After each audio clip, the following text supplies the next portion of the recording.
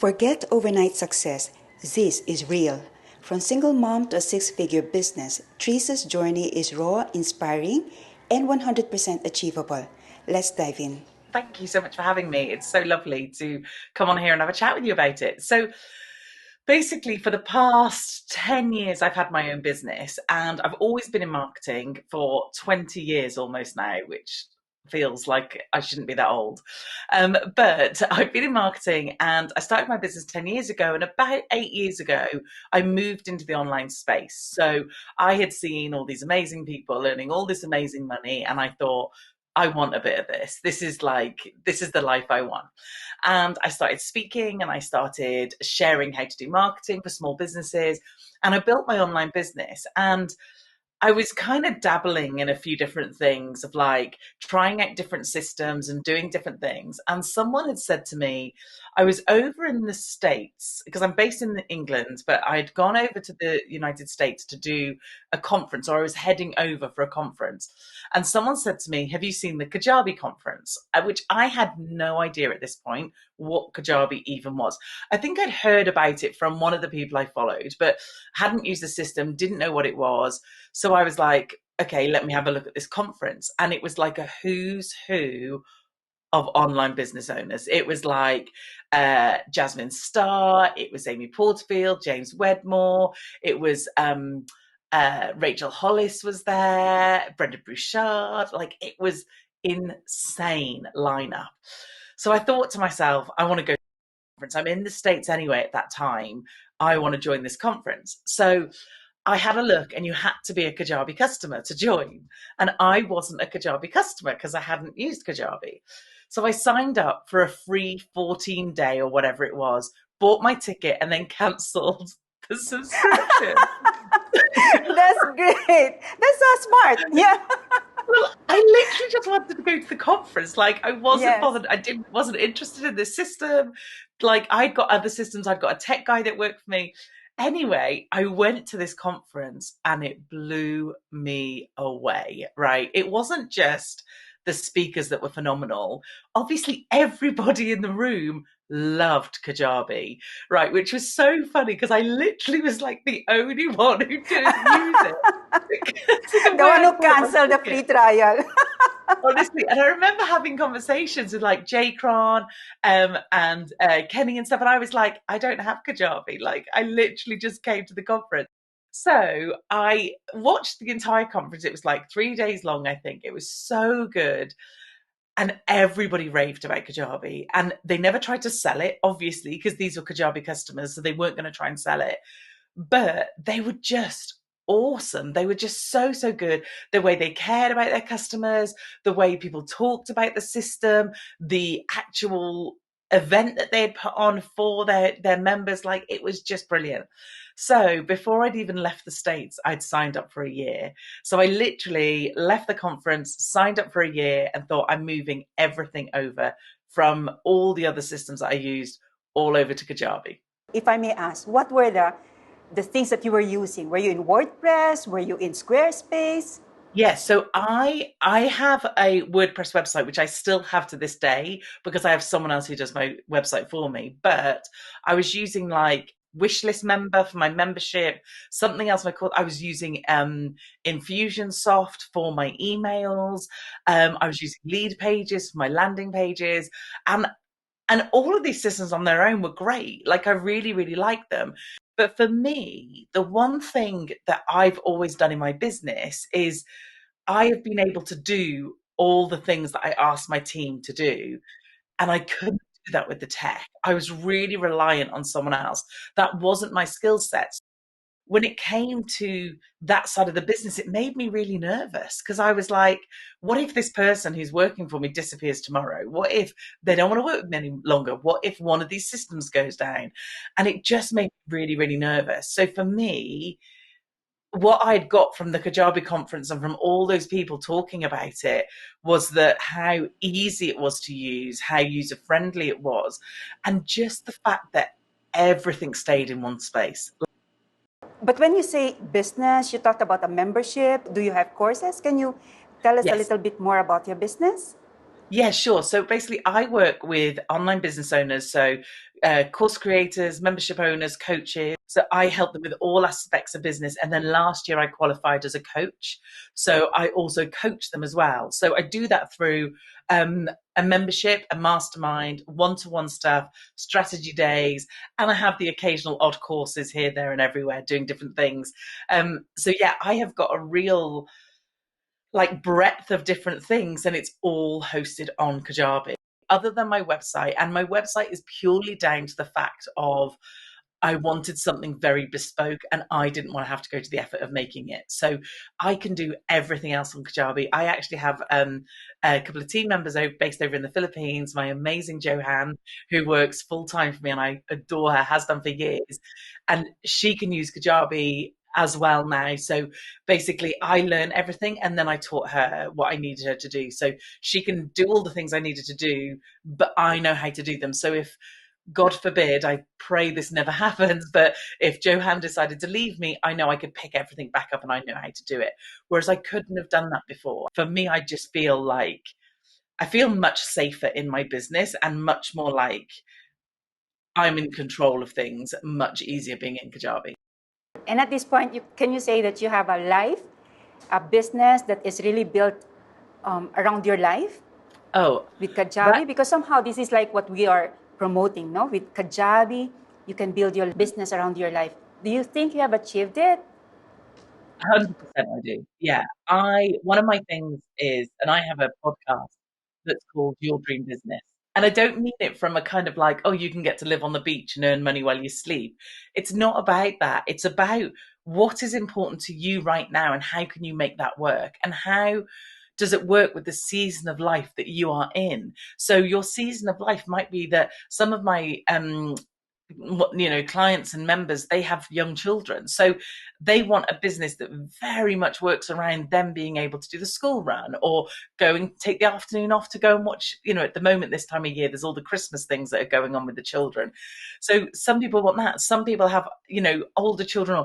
I had one lady who was her husband was looking at retiring and she'd created a membership using Kajabi, and actually the membership in its current form didn't suit her anymore because she was having to show up all the time and she didn't want to show up all the time because she wanted to be somewhere away with her husband relaxing.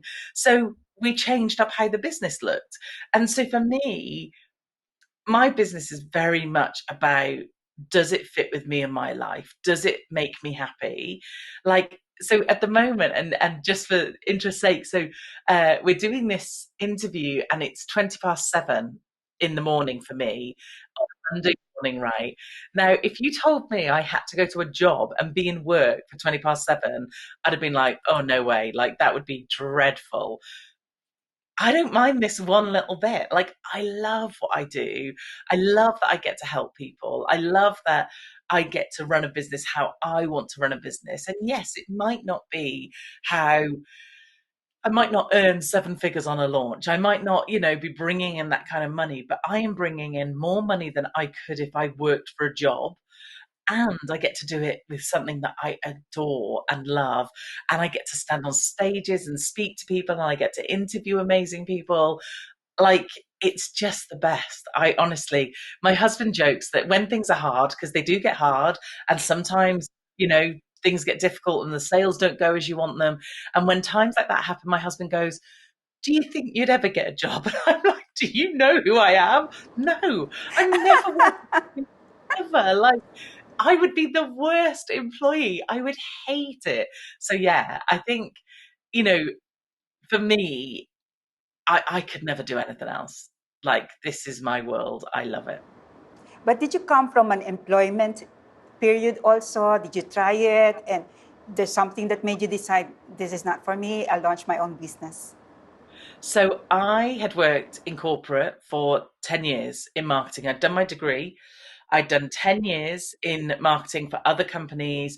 I'd worked for huge companies like Land Rover, and then I'd worked for teeny tiny companies where I had to do everything. And my ex-husband and I had separated, and I ended up being a single parent to a 3-year-old. And I just, I had worked so hard to become happy again, trying to rediscover who I was, how I was on my own, how I was as a single parent. And I just got to the point where the job I had at the time, which was in a marketing agency, I was head of marketing, just wasn't making me as happy as I thought I could be. So I thought, do you know what? I'm going to hand my notice in. I'm going to get another job because I thought that'll be easy. And I did. I handed my notice in and I gave them 8 weeks' notice. And I got about 3 weeks into my 8 weeks and started to realize that there weren't the jobs around me that I hoped. And someone I knew said to me, would you do our social media for us? And I was like, yeah, I could do that. And I gave them a price and they just said, and it was dead cheap. Like I couldn't like now. Well, I wouldn't do it now, but you know what I mean? Like it was ridiculously cheap. But I gave it them and they were like, yeah, sure. And I thought, oh, okay. So if I got like 5 more people to give me this, I would just be on my way to earning my salary. So it was like I had that thought, and my boss, it was like she could read my mind because she basically told me to leave. Like, you need to go now. Bye, get out of here. So I left. I had 1 week's worth of pay. I had no savings. I had no husband. I had no family that I could lean on, no money coming in anywhere else. And I had to earn £1,500 a month just to pay for my home and my car and keep my daughter in nursery. And I did it.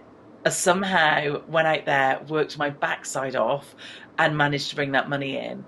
And then I got about 2 years into my business, about a year, 2 years in, and I realized I'd created a monster that I didn't like because I was doing, and by this point, I'd built up a team, I'd got other people in there, and I realized I just built something that instead of having one boss, I had like 17 bosses. And instead of like being able to do what I wanted when I wanted, I was at their beck and call all the time. And I would be the mum that would run into school and throw my daughter through the door because I was late. And then the last one to pick her up at night because I was constantly running around like I was exhausted. So like I said, I started to find the online world. And funnily enough, one of my most successful periods in my whole business was lockdown when COVID started. And suddenly everyone wanted online. And of course, I'd been doing it already for like a few years. And I remember saying to some of my members, I remember getting them on a call and I was like, okay, so what are we going to do? How are you going to survive this? And I had members who had physical stores at the time. I didn't focus so much in the online space. And they started going live and selling via Facebook on a live. And like the first one that she did, she'd sold loads. And it was like, this is amazing. So for me, I just love the kind of, I could honestly make a real difference. And it wasn't just a case of, this would be a good idea. And then they go, yeah, yeah, yeah, yeah, yeah. And then eventually, and it's funny, I saw one of my old clients is an estate agent, is a real estate agent, and I'm selling my dad's house at the moment. He's moving in with my sister. He's not been well, and I got this guy to come and value my dad's house, and he said to me, "We're now finally doing all the stuff you told us to do like 8 years ago." Because that's how much a bigger business needs. Like it takes time, whereas a small business, I can tell one person to do one thing tomorrow, they can do it and they can have a difference, and that's just awesome. Nice, but really the pivot that you did from doing everything like a consultant and being a consultant, you are like at the beck and call of so many people, Yeah, shifting towards, doing your own business, whatever you like. Somehow it's like the period of time that you can expect because you needed the money. But then afterwards, when you're more yes, settled, that's it. You can do something else. So yeah, somehow, really, as you said, there are seasons in life you just need the money, and then yeah, later on, of course, the impact, the objective of having more impact, making a difference, it's there, but you can't do it yet, right? So yeah, somehow you're really teaching that there are seasons in life, really, even yes, in life, in business, and it was wonderful that kind of shift. yes, yeah. And honestly, like you said, without have going through what I went through, I would never be here doing what I do now because I had to go through that and go. And again, I went through what would have been deemed to be some of the hardest times of my life. My ex-husband and I split up. I'd got a young child. I left my job. Like none of this stuff was easy. But if it hadn't been for all those things, I wouldn't be sat here. I wouldn't be doing this today. And now, I've been doing some work this year on me and spending time on me and making sure I'm okay. So actually, this last season of life for me hasn't been so much about the business. It's been a bit more about me. But actually, what's lovely is having done all that work, I'm now coming out the other end. And it's funny because here in the UK and everywhere, really, everyone's settling down to take time off over the holidays and over the Christmas break. And I finally feel like I'm gearing up. Like, now I'm ready to do some work because I've been so busy on other stuff. But even though this last year I have not shown up in my business as I should have, even though I could have done so much more and I've not done it, I still have a business. I still have my online business. I still have my income coming in.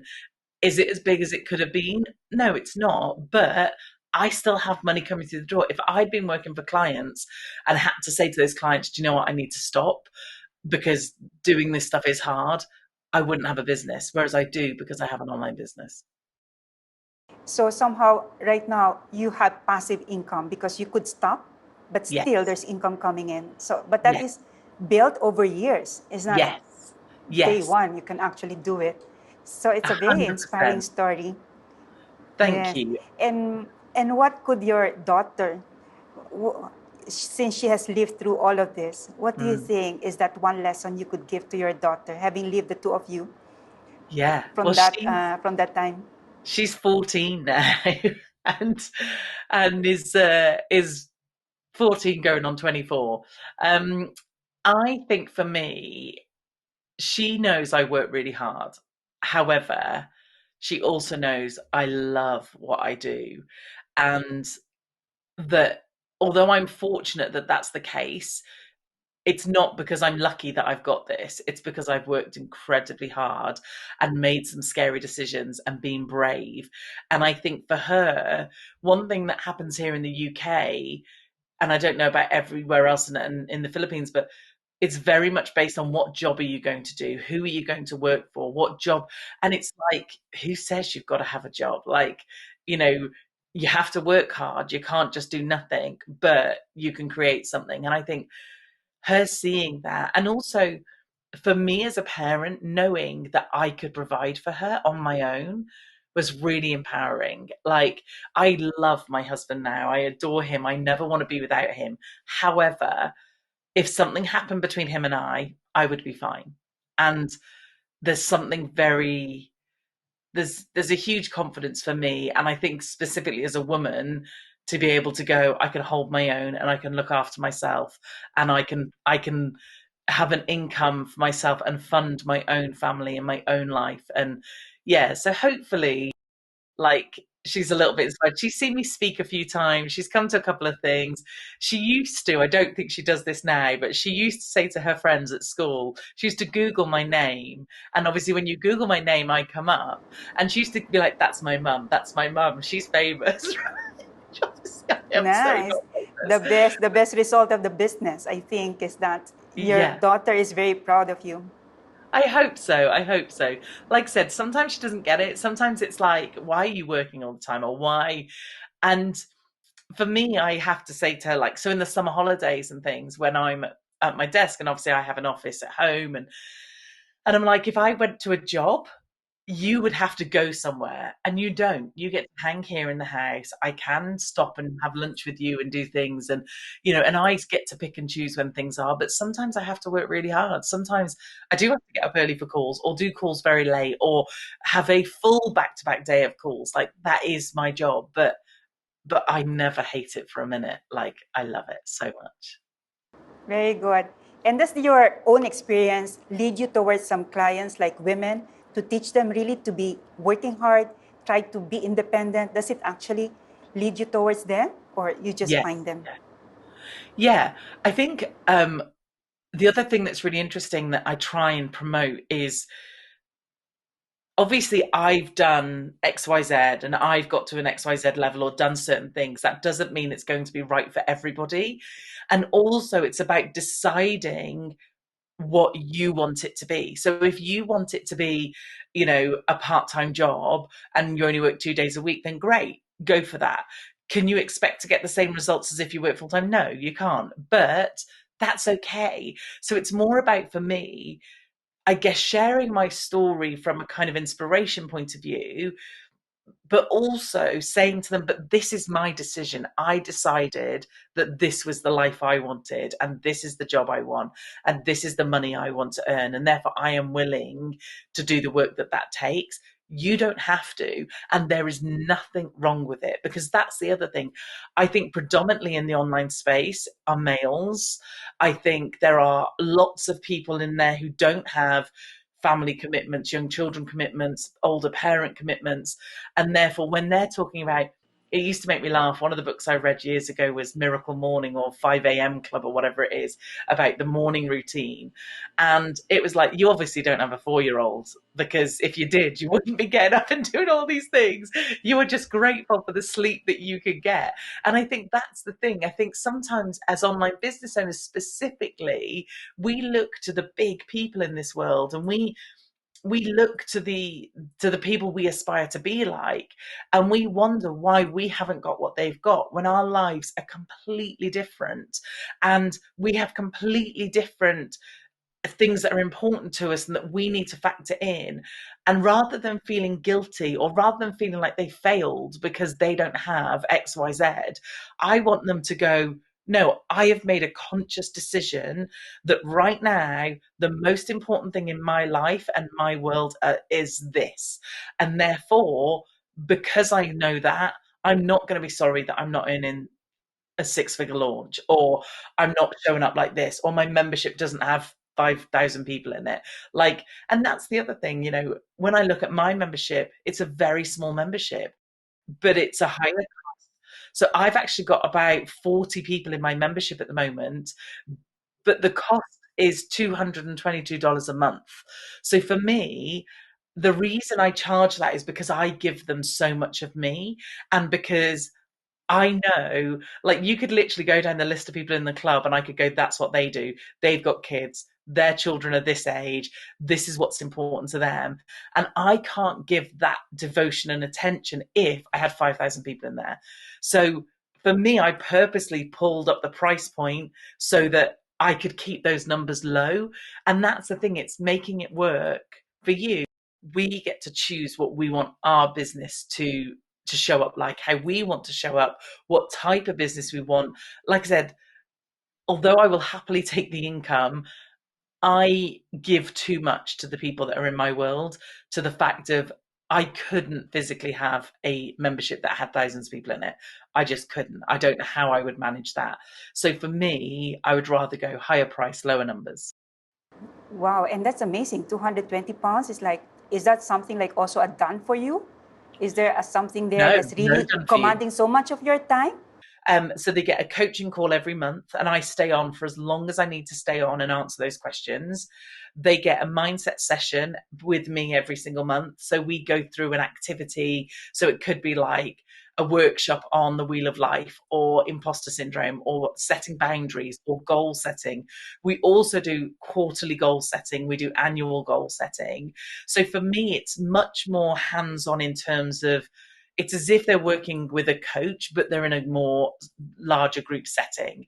And then the other thing I have is an executive club.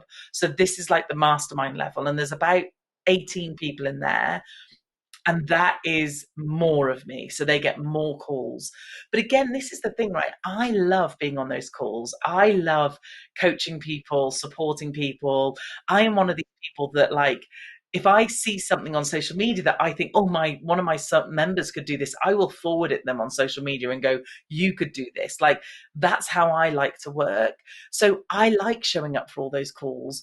Whereas, and to be fair, it's only like 3 coaching calls a month, but whereas someone else might not like that. That might not be what lights them up. And therefore, that model isn't right for them. So I think for me, step one of working with any business owner is to get them to understand and truly think about, what makes you happy? What do you want? What kind of life do you want? So I remember coaching someone a really long time ago who had been coached by some other people, and they said to her, she was doing one-to-one done for you work. And they said to her, this was a big mistake. You should leave it. You should have a one-to-many program. It's the only way you're going to make money. And I sat down and talked to her and I said, do you like being on your own at home and talking to your computer all day? And she went, no. And I said, what do you like? She goes, I love going out and meeting people. I love having those conversations. I love building a relationship. And I was like, and it doesn't sound like the online business is for you. And that's all right. Not everyone has to do it. Like, or you can do it in a way that you find useful or comfortable or so like I said, for me, the very first thing I do with people is, who are you? What's important to your life right now? What do you want from it? And sometimes there has to be compromises.